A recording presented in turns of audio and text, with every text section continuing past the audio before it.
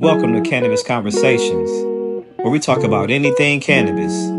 So grab your smoke, relax, and tune on in. Featuring Brian Hamilton, Brandon Meeks, and Zachary Post. We are Elitist Urban Agriculture. Yo, welcome back to Cannabis Conversation with the Elitist brand. So, today we're going to talk about something that, we hear chatter about often, it could be on social media, it could be through our own growers network, but that commercial cannabis versus that craft cannabis, baby. Yeah, that's a big topic. You know what I'm saying? It's a heavy topic, serious topic. It is serious, man. Like, some people feel like one is better than the other. One of them feel like it don't matter. I talked to a commercial guy. I was like, "What does that actually mean? What does craft cannabis actually mean?" He was like, he was a little ruffled, and I was like, "Take it easy." Take it easy. Hey, that take that stuff way They be too mad, serious, bro. They be mad. But B Dizzle, what would you think, man? Like when you talk, what do you think of when you think about commercial cannabis, big canna, versus craft cannabis, small batch? Coming from a cultivation standpoint, and this is coming from just a general interest in cannabis to I'm gonna produce cannabis to I'm gonna produce cannabis for people.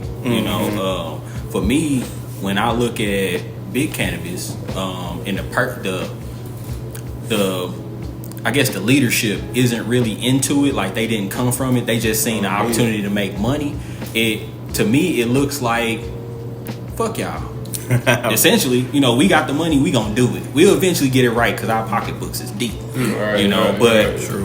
For us or the smaller people, it's like, shit, I can't afford to do that. So I'm gonna put my best in this because I want to get a good name, a good reputation, and I need for people to kind of take part in what I got going on. Bottom line.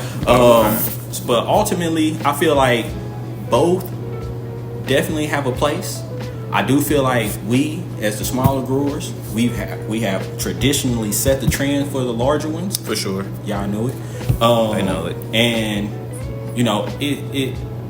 it's ultimately gonna come down, or what it will display is the market demands. Because I feel like big canna has a place because they can mass produce regardless of total quality, because they can pump out some fire. Yeah, we can pump out some fire. More sure. times than not, we'll do it better than them. Right. But the pockets of the consumer is going gauge the market and keep the market in effect. And I feel like that's some of the reason that big cannabis is around, or still around. Right.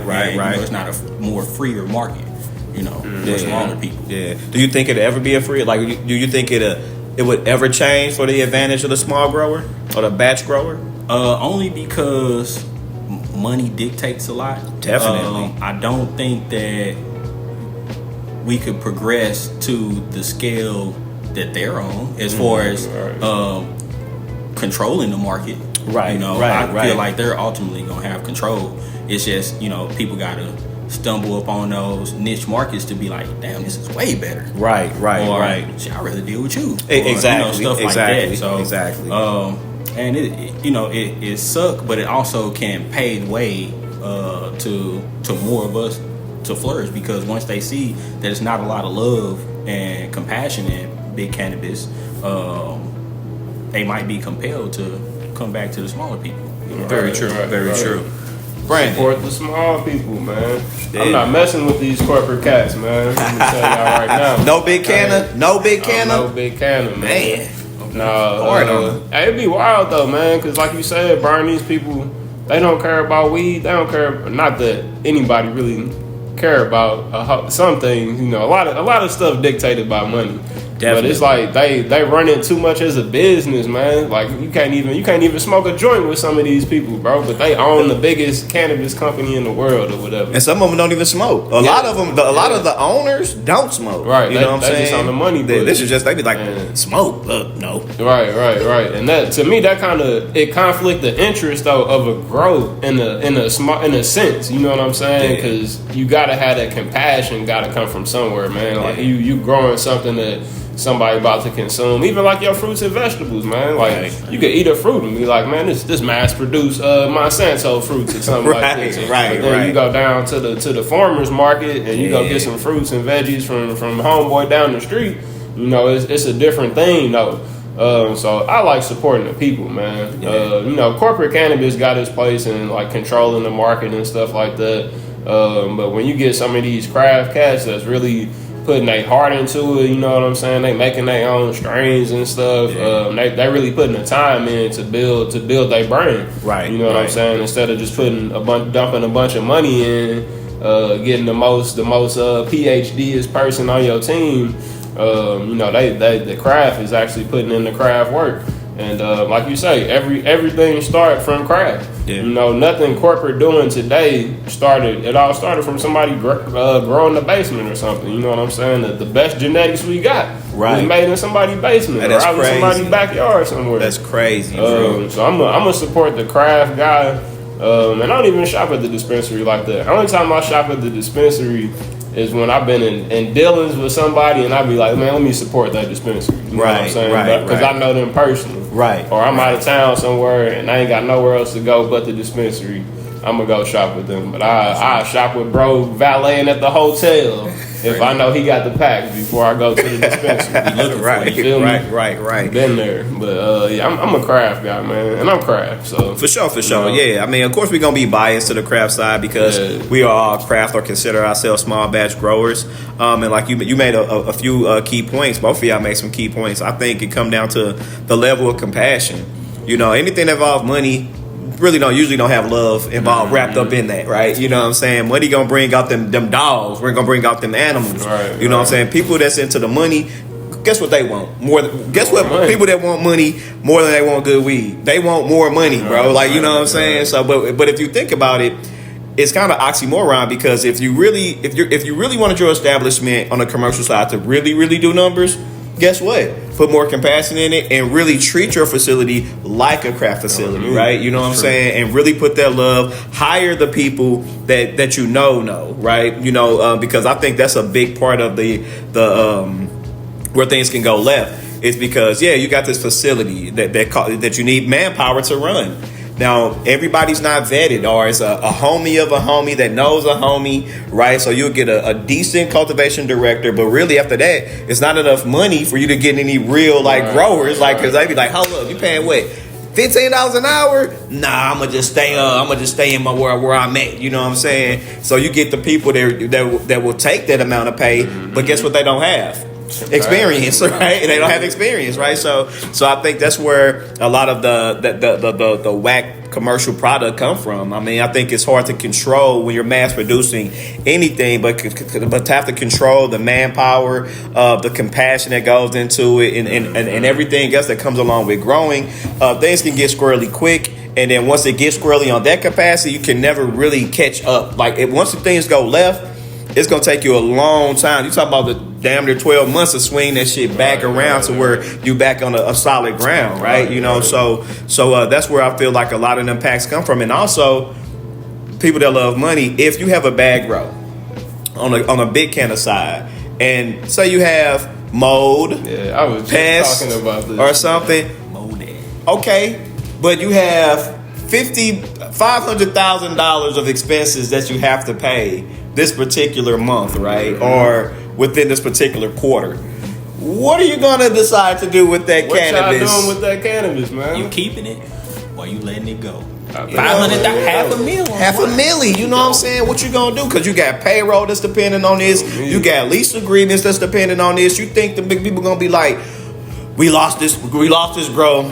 It's 200 pounds. We just gotta, we love the people. You know, we don't want them getting this contaminated cannabis. You know, we're just gonna y'all concentrates and y'all edibles. Yeah, that's what I'm saying. So they're in a position where they have to make money. They have to make money. Like it's not a question. So when you look at it like that, where things can go wrong, like the decisions that can be made to kind of get this give commercial products a bad reputation. That's some of it, you know. Right. And on the craft side, like those hurt. You know, when you have a messed up grow, but it's double, bro. Because that on the craft side, the right person will sell you that too, man. And they ain't gonna even concentrate it out. They sell you the flowers straight out. You know what I'm saying? Yep. So you know, it's Bugs, 50. everything in that. You getting it. So that extra weight you thought you had? Nah, that's just pest weight. That's pest weight. Right, you know what I'm saying, man. So, but I feel like when it come down to it, man, I'm always gonna support the craft, bro. And not just all craft, because some craft, you know, some craft growers don't get it all. Just because you're a small batch grower don't mean it's solid. You know what I'm saying? So I feel like it come to doing your due diligence behind the people that you supporting. And on a big kind of side of it, I feel like this is not a blanket statement where all commercial cannabis is bad, you know, but it's like, you know, you find the ones that put in the work with Instagram and stuff. Like it's easy to follow some of the people's practices, but what they want to show you, right? They're not going to show you everything, even though some of these facilities are crazy enough to take pictures of like their pest, they'll take the picture of it and like put it on social media. And it's just like they don't even know what they just done. That's how uneducated they are about this, where they just think they got this big bud, but if you zoom in on it, it's full of fungus gnats, bro. Like it's like that's a weird part of the industry, though, man. You be having these people that they get in these positions, but they not ready for these positions. Yeah, and then they don't really think about the effect of growing this bad bud or growing this buggy bud. And then I'm giving it to somebody else to consume. You know what I'm saying? Nobody's really thinking about that right now. It has to be like a health conscious attachment, ethics, right? Like you know what I'm saying? Like it's not. It couldn't be deemed healthy to smoke mold. But all of them will say, well, if you've been smoking cannabis for a while, you smoke mold, you smoke. I get that. But when you have a license to do this now, you can't be using that same mind frame. You know what I'm saying? You're not having to smoke the mold. Exactly. You licensed to do this. Exactly, man. So, no, I ain't got nothing. You ain't got nothing, you sure? Nah. I lost it. I'm sorry. Damn. How much will you just smoke before this? Oh, not too much. All right, cool. It's permanent effects. Like, bring that up. Is it permanent effects or am I just doing this shit? I don't know. Interesting. Next topic. Right. No, but all in all, man, I'll say I think it's pretty firm that craft cannabis, right? Craft for sure. Craft cannabis, right? Craft with the right commercial. Like I said, some cats are legitimately killing it commercial. Yeah, you know what I'm saying? They are. Drop your favorite big cultivation below and let us take a look at it. Yeah, for sure. If you can do that, you know what I'm saying? Help us out. But I guess that's pretty much that wraps this conversation. Again, thank y'all for rocking with us. You know, we just try to do what we can. We got busy schedules. We got real life people, so it's not like we're just waiting to shoot the next episode, right? But we do enjoy doing this when we can. We thank y'all for the support of the people that really support us, and not for the people that just want to get out there and just be heard about something that we could care less about. Because there's a lot of that. We're not trying to get anybody's approval on anything that we talk about. Can we go back and forth? That's fine. Let's keep it clean though. But don't be hitting me with no crazy or hitting us with any crazy comments just for the sake of just being crazy. Be respectful. It's just a conversation between us and y'all. Just a conversation. Bottom line. But thanks again for tuning in, and we'll see y'all next time. Peace.